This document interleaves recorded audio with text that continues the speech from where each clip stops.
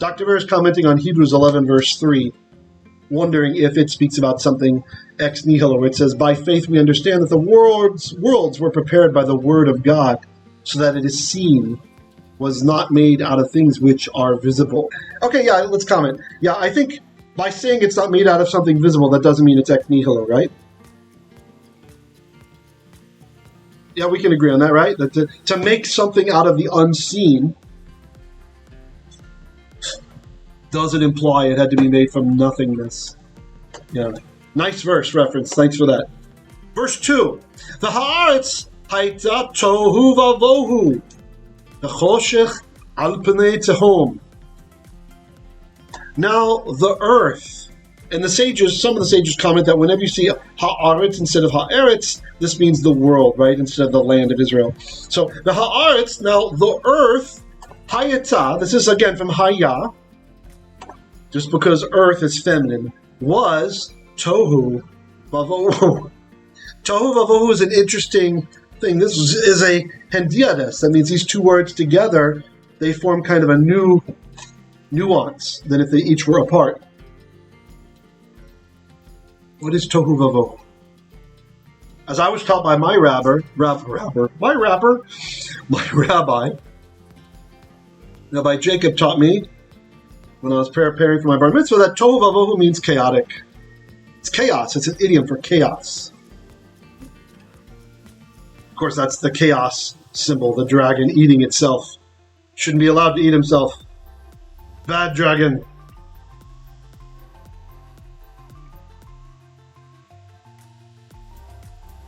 Yes. Yeah, I've taught on some of Jordan's ideas, Josh. Yeah, there's a lot in Genesis about chaos and God defeating chaos and the primordial forces. Many cultures had this concept, like the Egyptians, they had the concept of the Ogdot, the 8 gods in the beginning who had to overcome chaos, the fear that is part of a chaotic universe, the absolute damage to one's purpose in life to be enshrouded by chaos instead of moving forward. If you're acting from fear, if you're rushing to try to make something happen because you're afraid it's not going to work out, oftentimes that's a mistake and you're engaging with chaos. Instead, we should engage on sure footing in the Lord's time, in His season for planning. We venture out of the house, we venture out. Don't be trying to force things to happen just on your timetable because you're motivated by fear, friends. Yeah, Jordan's fantastic. He's got a bunch of great, I agree, Josh, lecture series online on YouTube if you want to check out Jordan Peterson on chaos. It's really, really one of the great thinkers of our time. The Rashbam makes an argument from Yirmiyahu 4:23-25 that the earth pre-existed this creation account, but was formless and void. The choshech and darkness, or now darkness, was al pnei tehom, on the face of the deep. And this concept here, this tehom, deep, this itself speaks to a primordial fear in people's minds. What the Egyptians used to call the Mediterranean, ominously the Great Green, you would call it, with this idea that if you go out on it and there's a storm, you may not come back.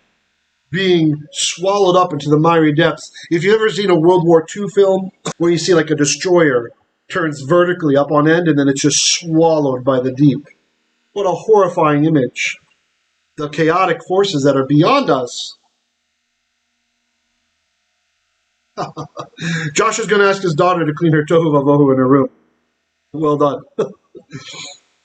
So, on a very real sense, Genesis is speaking to us on a psychological level, on the level of human fear, on the level of, am I enough? On the level of, why am I here? In the midst of all of these innumerable stars. Did you know there are more stars in the universe than there are grains of sand on the earth? What can it all mean, this vastness that can swallow up a human life in an instant? The meaning comes from the text. It is God who is wrestling with the chaos. It is our Father, our great Father, who can take that on and reduce the complexities so that, as the Mashiach says, evil enough are the problems of today. Let tomorrow worry about itself. Again, don't be motivated by fear. If you do, you'll make a mistake. If you're trying to force something to happen in your life, a certain job or a certain commitment with another person, or you're trying to make certain events work out, but your motivation is fear, you are yielding to the chaotic forces, and that is of the realm of Leviathan, the chaotic sea monster, of Yamu, the sea beast that the Canaanites feared, of Mawet, the great conquering, insatiable mouth that is known as death, that swallowed up everything according to those cultures' mythos. Instead, we need to grab onto our God, grab onto his tzitziot, allow him to do the fighting for us. As in Isaiah, the prophet says, Rifu v'udeu, relax and know that God is the one who fights for you. And now it gets interesting. So we've established the face of the deep. We've established this chaos in a single word here, Tehom. In Hebrew parallelism, it maps nicely to the Tohu vavohu. Tehom, the deep. The deep. Think about what that means, the depths. The undiscoverable depths. And now we get some interesting interpretations. The ruach Elohim me'achefet al pnei hamayim. Now, I'll give the traditional translation. The Spirit of God hovered over the face of the waters, right? So again, this is the top of the deep depth. He is beginning his attack. He's not over the Pnei Tehom, he's over the Pnei Hamayim, the surface waters. He's investigating. And this word mirachefet, I marked it with Ugaritic markings because in Ugaritic, this doesn't have the same connotation as hovering in Hebrew. It's more like he's in a search pattern. He's moving to and fro. And in this very ancient text, we might very well have the Ugaritic meaning in mind. The Spirit of God is on seek and destroy mode. He's moving around, looking, not just hovering in place. He's acting. He's in motion. But what else can this mean? Ruach, Elohim, could also be translated a wind from God.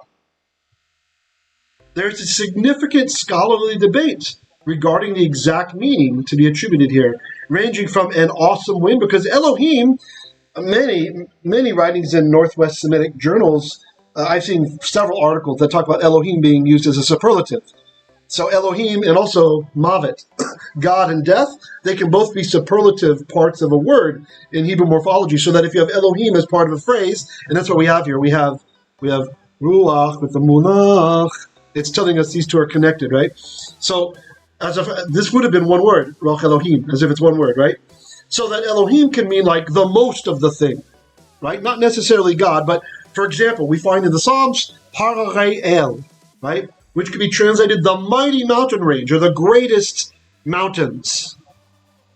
Or you can be hyperliteral, the mountain range of God, right?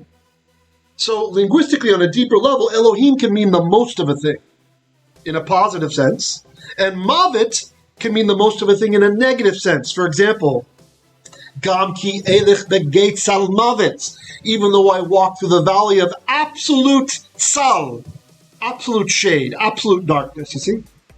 Usually we like to render that literally, shadow of darkness, right? But the Mawet there, again, this is a scholarly truism almost at this point, that Mawet just makes it superlative, the darkest place. So even though I walk through the darkest valley, lo ira, I will not feel evil, for you are with me.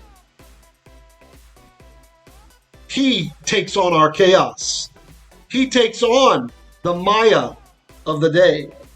We give it to him. We sit back, relax, and we watch as HaKadosh Baruch Hu fights the chaos monsters in our lives. If your motivation is fear, stop. panicking. Stop forcing the thing to happen. Stop making everyone around you crazy. And have some faith. In his multiple creations, he finally got where he wanted. And that's the one where we inhabit. We do not inhabit the past universes that he destroyed. We inhabit the good one. The one that he made a garden for us. The very way to say heaven in Hebrew is the Garden of Eden. That's how you say paradise in Hebrew. Josh says that the Aramaic says, and a wind from before God is hovering on the face of the water. Ooh, very nice. And then he's got the Aramaic there posted for anyone who's interested in the chat. The ruach min kodom, yeah, from before. Yod, wow, yod, that's the tetragrammaton. Don't read that one, guys. Menashba al afei mayo. Very nice. Don't laugh at my Aramaic reading, Josh. Hey, Baruch Hashem. All right, Josh approved. Yeah, it's this is really great. I hope more of you will get interested also in the Targums. The Targums, they often give us amazing. It's like a time capsule shot from the first century and a little bit older. What Jews thought the verses meant back then. We so often hear, and you know that I love tradition, and you know that I love the sages, but so often we get to thinking this was the only way. This one particular slice of Judaism that survived, of analyzing the text. When in point of fact, as we've mentioned before, in the first century, almost every Jew was a binatarian. It was just common. People believed in binatarianism. They believed in two powers in heaven. Al Panei Hamayim. Next year we do the Syriac. Hopefully if we have time. Yeah, we'll do our Syriac course. Ibn Ezra believed that the ruach here was a spirit, commanded to do God's will, that is drying up the water. So look at this. Look at this different opinion. So here, Ibn Ezra is saying it is a spirit, not the Spirit of God. All these interpretations are possible. They're all possible. That God commanded a spirit. Al Panei Hamayim.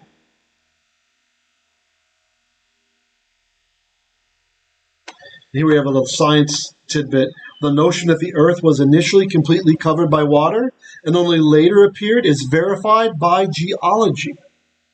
So, even though I implore you not to make the Bible scientific, that's not its purpose. Okay? Science is a shifting sand anyway. Every 100 years, the previous 100 years, scientists are seen as idiots. So, it's a shifting sand. Do not build your house on the sand of science, but there are truths which the text shows us. It's quite remarkable that the Bible's aware of this. So here I'm quoting my own book, but in my book I'm quoting Hugh Ross. His book he's a Caltech physicist who came to faith. He used to be an atheist and he came to faith. And he wrote a book on Genesis showing how amazing it maps with science, right? So if that's good for you and you like that, enjoy.